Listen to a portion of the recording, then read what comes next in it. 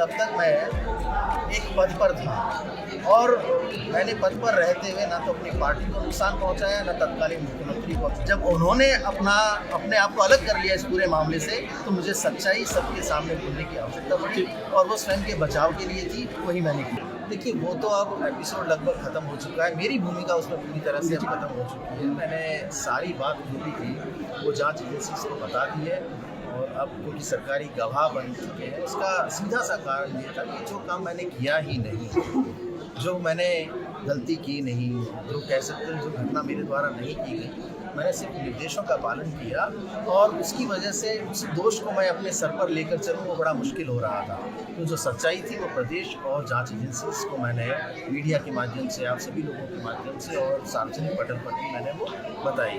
तो अब जांच एजेंसीज को तय करना है कि जो भी सच्चाई मैंने बताई है, मैं सबूतों के उन पर क्या एक्शन लें। पर मुझे ये भरोसा है दिल्ली पुलिस पर कि अब पूर्व मुख्यमंत्री अशोक गहलोत जी से पूछताछ होगी और निश्चित तौर पर उन्हें नोटिस आएगा और अब जवाब उन्हें देना है कि उन टेप्स में है, उन जो पेन ड्राइव्स थे उसमें ऑडियो टेप्स कहाँ से है।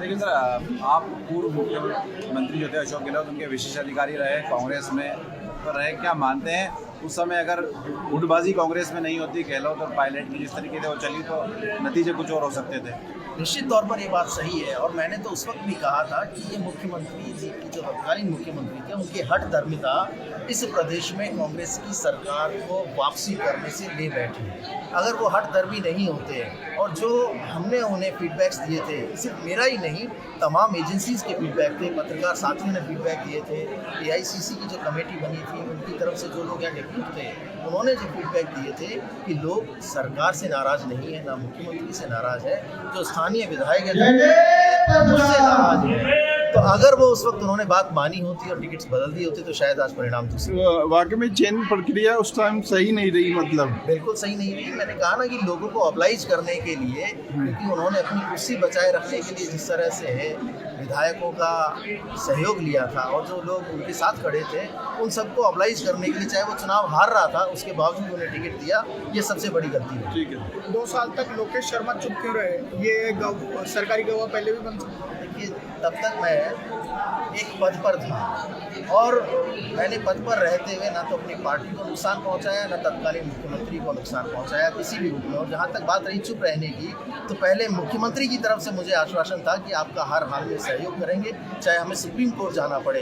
तो भरोसा 2 तरफ से होता है। जब उन्होंने अपने आप को अलग कर लिया इस पूरे मामले से, तो मुझे सच्चाई सबके सामने बोलने की आवश्यकता पड़ी और वो स्वयं के बचाव के लिए थी, वही मैंने किया। देखिए, वो तो अब एपिसोड लगभग ख़त्म हो चुका है, मेरी भूमिका उसमें पूरी तरह से ख़त्म हो चुकी है। मैंने सारी बात जो भी थी वो जांच एजेंसीज को बता दी है और अब क्योंकि सरकारी गवाह बन चुके हैं, उसका सीधा सा कारण ये था कि जो काम मैंने किया ही नहीं, जो मैंने गलती की नहीं, जो कह सकते हैं जो घटना मेरे द्वारा नहीं की गई, मैंने सिर्फ निर्देशों का पालन किया और उसकी वजह से उस दोष को मैं अपने सर पर लेकर चलूँ वो बड़ा मुश्किल हो रहा था। तो जो सच्चाई थी वो प्रदेश और जांच एजेंसीज को मैंने मीडिया के माध्यम से, आप सभी लोगों के माध्यम से और सार्वजनिक पटल पर भी मैंने वो बताई।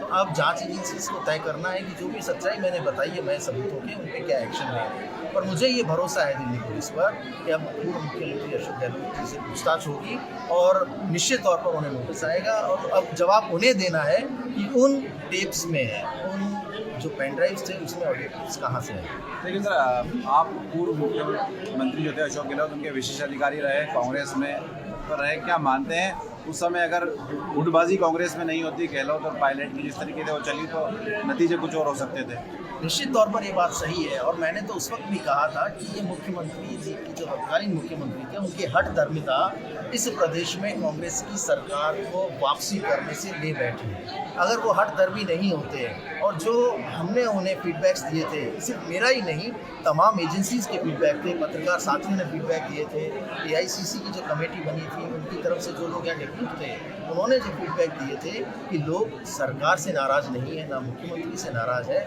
जो स्थानीय विधायक है उससे नाराज़ है। तो अगर वो उस वक्त उन्होंने बात मानी होती और टिकट्स बदल दी होती तो शायद आज परिणाम दूसरे। वाकई में चयन प्रक्रिया उस टाइम सही नहीं रही, मतलब बिल्कुल सही नहीं रही। मैंने कहा ना कि लोगों को ऑब्लाइज करने के लिए, क्योंकि उन्होंने अपनी कुर्सी बचाए रखने के लिए जिस तरह से विधायकों का सहयोग लिया था और जो लोग उनके साथ खड़े थे उन सबको ऑबलाइज करने के लिए, चाहे वो चुनाव हार रहा था उसके बावजूद उन्हें टिकट दिया, ये सबसे बड़ी गलती है। ठीक है। 2 साल तक लोकेश शर्मा चुप क्यों रहे? ये सरकारी गवाह पहले भी बन सकते। देखिए, तब तक मैं एक पद पर था और मैंने पद पर रहते हुए ना तो अपनी पार्टी को नुकसान पहुंचाया, ना तत्कालीन मुख्यमंत्री को नुकसान पहुंचाया किसी भी रूप में। और जहां तक बात रही चुप रहने की, तो पहले मुख्यमंत्री की तरफ से मुझे आश्वासन था कि आपका हर हाल में सहयोग करेंगे, चाहे हमें सुप्रीम कोर्ट जाना पड़े।